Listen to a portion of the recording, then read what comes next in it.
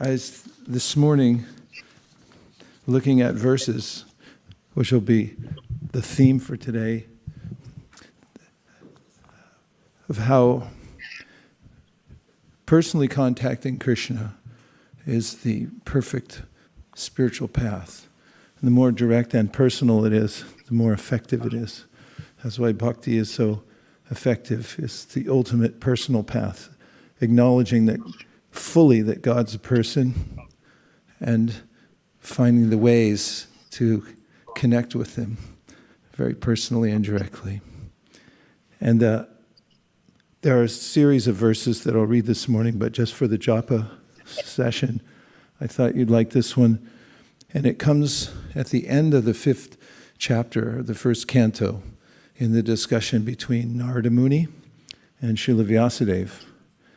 And Narada had told about his own life and how he came in contact with Krishna through meeting devotees and being touched by them personally. And then near the end, he's talking about the most effective way to be in touch with Krishna personally is through his name. Iti murtya abhidanena mantra murta mumurtikam yajate yagya purusha sa samyag darshana puman. He says that this is the way to have very direct and full experience of Krishna, have his full darshan, is through his name. Then he says this, imam swa nigamam brahman avetya mad anushtatam adan me jnanam aishvaryang swasmin bhavam chakeshavaha. O Brahmana, thus by the Supreme Lord Krishna I was endowed first with the transcendental knowledge of the Lord as inculcated in the confidential parts of the Vedas, then with the spiritual opulences, and then with his intimate loving service. And Prabhupada writes the following, communion with the Lord by transmission of the transcendental sound is non-different from the whole spirit, Lord Sri Krishna. It is a completely perfect method for approaching the Lord. By such pure contact with the Lord without offense of material conceptions, numbering 10, the devotee can rise above the material plane to understand the inner meaning of the Vedic literatures, including the Lord's existence in the transcendental realm. The Lord reveals his identity gradually to one who has unflinching faith, both in the spiritual master and in the Lord. After this, the devotee is endowed with mystic opulences, which are 8 in number. And above all, the devotee is accepted in the confidential entourage of the Lord and is entrusted with specific service of the Lord through the agency of the spiritual master. A pure devotee is more interested in serving the Lord than in showing an exhibition of the mystic powers dormant in him. Sri Narada has explained all these from his personal experience, and one can obtain all the facilities which Sri Narada obtained by perfecting the chanting process of the sound representation of the Lord. There's no bar for chanting this transcendental sound by anyone, provided it is received through Narada's representative, coming down by the chain of disciplic succession, or the parampara. What did you think of that? Haribol? Okay. So it's a perfect method, and what makes it most perfect is avoiding the 10 offenses. And furthermore, everything becomes revealed gradually, which is one of the main quotes that you've heard me read over and over again. And it comes under that heading that Prabhupada said, everything is revealed one after another just by chanting. So just as a centerpiece, I thought it would be a good purport and verse to contemplate for this morning. Nigamam. Gama means to go, and nigama means to go within. So japa is definitely that process. We go within. Any comments? Self-explanatory. Its purport is clear. Jai Shri Krishna Chaitanya Prabhu Nityananda Shri Advaita Gadadhara Shivasari Gaura Bhakta Hare Krishna. Just continuing the theme about chanting and being personal. That is, Krishna has a relationship with every living entity and all his Shaktis. Krishna had 8 queens who were the most intimate, and one of them is Rukmini. And Rukmini has her own personality as compared to Satyabhama and others. She's a little reticent, as we see in the pastime when Krishna says, "Why'd you marry me? You could have found somebody much better." And Rukmini fainted because she thought Krishna was making himself distant. And the chanting is very personal, it's not mechanical. And we can think of how Rukmini wrote Krishna a letter after she heard about him and said, "I just want to marry you, that's it. It's my main ambition in life." And Prabhupada points out that she had a very specific way of writing to him because that was her personality. She was in a Kshatriya family and she had a strategy she told him about, that this is how you can pick me up before I get married to Shishupal, and nobody will be hurt, but you better bring some armies with you, and so forth. She had a whole plan, and she sent a letter. And Krishna reciprocated immediately. He came right away. She didn't know it until the last minute. Sometimes we don't know till the last minute that Krishna's actually personally reciprocating with us. He always does. And when Krishna picked up Rukmini during the wedding ceremony, it hadn't started. She had just come out from the temple of Durga, and there was a short pathway that she knew, Rukmini knew, that the brides would always walk before joining the wedding party when she would be available for Krishna to grab her. And he did. And he put her on his chariot and he rode away, and everyone chased after Krishna. Balaram showed up with his armies. They fought off all the challengers. And Krishna said something to Rukmini. He used the word tavakai when he was referring to his chariot, to his soldiers, which means these are yours.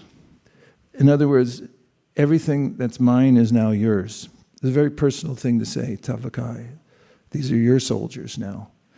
And there's a way that when we are chanting, we have our own history, we have our own desires, we're persons, but we have a relationship with Krishna, and it's as if we're writing that letter to Krishna, "Please come get me, here I am." And when Krishna hears that, when we send him that letter through our chanting, that he'll come pick us up. And it may be at the last minute, when we're not expecting it. But when he does, his whole intention is that everything that's mine is yours. Very personal way. He gives his whole heart. He gives everything, all his paraphernalia, the association of all his devotees. We inherit that from Krishna. There's not much to inherit here in the material world. You got to give it all back. So the chanting is very personal, and it's something that Krishna hears. And if we remember that he's responding individually to each person, and each person has their own situation and their own relationship with Krishna, then the chanting becomes something non-mechanical and very meaningful. Any reflections or something you picked out from that monologue? Hey, Dhriti's here. Haribol. Hare Krishna Maharaj, thank you for bringing this conception of individuality, because sometimes when we chant, at least I can say about myself that it becomes so mechanical. I don't feel that reciprocation of Krishna. But when you were actually mentioning about that individuality, I was remembering the prayers of Lord Brahma. I think it is the 7th verse of 14th chapter, 10th canto. There he says that Gunatmanestapi Gunan Bimatung Hitavatirnesya ka ishirahasya kalena raiva bhyamatang sukalpa khe bhupankshavo khe mihika dubhyaso. That means in this verse it said, like, if even somebody can count the number of the dust or the himkana means like the snow or even the sun rays, but they cannot count the qualities of you, O my Lord, and you come down to this earth to exhibit these qualities so that infinite number of living entities, they get attracted to you. So Vishnu Chakravarti was very nicely actually explained this verse that this is the individual relationship with Krishna, because not everybody will be attracted to every qualities of Krishna, but there is a certain quality of Krishna which will steal your heart, and Krishna will reciprocate in that way. Bravo. That was beautiful. One more from this side of the room. Okay, Malini. Hare Krishna Prabhu. When you read from the purport, from the first canto, 5th chapter, that it said that whatever Narada Muni has achieved, we all can achieve the same. If we just concentrate on the sound vibration of the holy name and chant without offenses. So that was so nice. It's just a simple instruction that we just have to concentrate on the sound vibration, then we get whatever all the great souls have achieved. So, yeah, and it goes to this great generosity. It's mentioned in that purport I read about the intimate service, and it comes from the word intimare in Latin, which means to reveal something that was private. And this is the whole intention of the Sankirtan movement. The anarpita charim chirar karanayavatirna kalau. In the dark age of Kali, something amazing is happening, and that is that Krishna is revealing the most intimate kind of thing to everybody. It's like, wait, what? Now? And it becomes even more beautiful in that context. And there's a kind of madness to it all, that he's giving it away without charging anything, and it's the highest thing.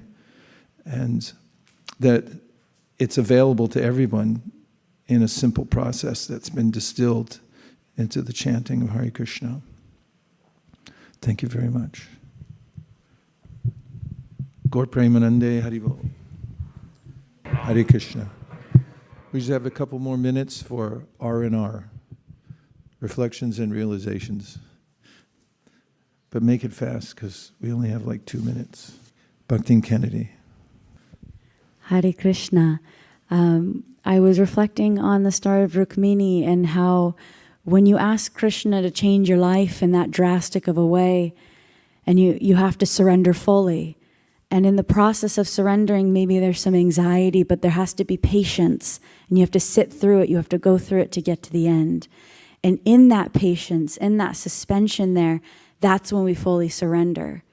That's why sometimes that process can seem really difficult for some people. But once you get to the end of it, he says, everything I have is yours. That's unfathomable to me, so it's just amazing to see the blessings he can bestow for those who are willing to wait. Brava, brava. Una más, por favor. Yes, red mic. Thank you very much. I'm so happy to be here and to see you. Hare Krishna Maharaj, nice to have you back and chanting with you in the Japa session. So one thing in the beginning you were mentioning, that it's a direct contact with the Lord. And that seemed very mystical, because we don't see that happening in this world. If we take somebody's name, he doesn't appear. But if we take Krishna's name, he appears in the name. How does that happen? Does Krishna, when does he appear, and does it depend on the chanter's intention? Would you please? Yeah, it always depends on the quality of the chanter. That is mentioned, Prabhupada mentions it in the verse, Aho Bhatashwa Pachato Garyanya Jivagre Vartate Namatubhyam, that Devahuti says any chanting removes mountains of sins, qualifies one for spiritual life. Prabhupada says in the purport, of course, it depends on the quality of the chanting and the chanter. And we know that whatever intention we have in our heart, whatever our consciousness is, when we speak something comes out to the listener. You may say the right thing, but in the wrong tone, and someone might say to you, I don't like your tone of voice, even though you said the right thing. So Krishna is listening for the mood that Bhaktin Kennedy was saying about that full surrender. I give up. There's my sincerity, that even though I realize I'm in the midst of complexities, even though I think it's hopeless for me, but still, that's what my intention is. I'm going to surrender. I am surrendering. That's our sincerity. And if we offer that when we're chanting Krishna's name, then it's most effective because it's personal. He understands that's what the person's intention is, and he's always waiting for that. And that comes out in many places, that's what he wants to hear. It's like, I want to be with you, because Krishna wants to be with us. We're the ones who broke it off, by the way. So we can put it back on again at any time. That was the last one. Save it for the class. Dear Srila Prabhupada, dear Sri Chaitanya Mahaprabhu, Shri Panchatattva, please let us smash the goal of 3,000 Bhagavatams. Please let us beat Pune, who did over 3,000 last year. And please let us all get the 34 between now and the 28th or 29th? 28th. Everyone's got till the 28th of September to memorize the 34 verses of the second chapter. So please take advantage. We'll try to make a PDF available by tomorrow. And you'll get extra credit if you can do it forwards and backwards. So practice hard. Vanchakalpaduruscha kripasindabe vachapatitanam pavadigo vaishnavyo namaha. Shri Harinam Prabhu ki jai, Shri Prabhupada ki jai.